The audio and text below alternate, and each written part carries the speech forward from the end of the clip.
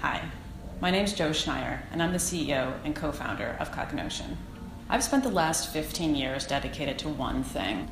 It is my dream that through the power of story and the work that we do at COGNOTION, that we'll be able to connect hundreds of thousands and millions of people, women, people of color, immigrants, with real jobs where they can make a living wage. There are millions of people that have been through traditional education systems and have lost a vision of what they're capable of doing. They don't understand or see the power that they have within themselves and how they can enter into the workforce.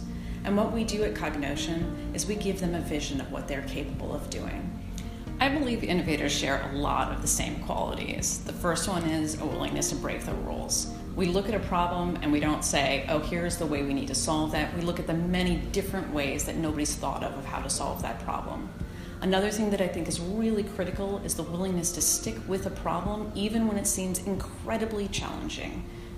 And I think the third thing that is really important is the willingness to open up a space for other important, intelligent people to be around you, to listen to them as advisors, to have them on your team, and to help guide you where you're going. In the education space, we speak a lot about engagement.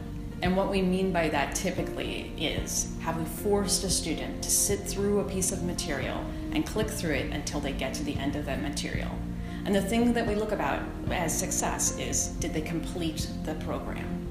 For us, none of that really matters. What we're looking to do is to emotionally connect with our end users, to give them context on what they're learning. So when they get to the end of one of our programs, they really remember what they've learned. One of the greatest challenges I've had being a CEO at COGNOTION is being both a CEO and a female CEO in the tech industry. And that's an incredibly complex place to sit.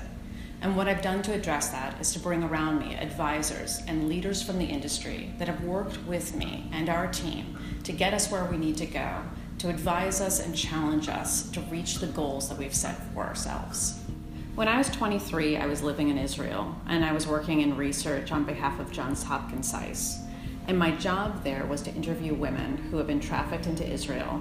And these women were around 18, 19 years old, and I was a few years older than them. And after several years of sitting across the table, working with these women, I noticed one thing. The thing that these women needed was not for somebody to help them, but what they needed was a job. They needed a place in the economy where they could work with dignity. And from that moment on, I was dedicated towards shifting my career into providing employment opportunities for people that were disenfranchised in this economy. I think it's a real mistake when people think that they've done it or made it on their own. I myself know that I'm really lucky to have been surrounded throughout my career by people that were both supporters and advocates of my career, as well as people that challenged me to be the best that I could be. People like the behavioral research scientists at NYU, who I worked with to develop models to use technology-based solutions to change people's lives. Or John Katzman, the founder of Princeton Review, who sat down with me and very kindly told me the 3 things that I needed to improve on in order to be successful as a CEO. I don't believe in miracles, but I do believe in serendipity. But I believe that serendipity is a bit of luck combined with action.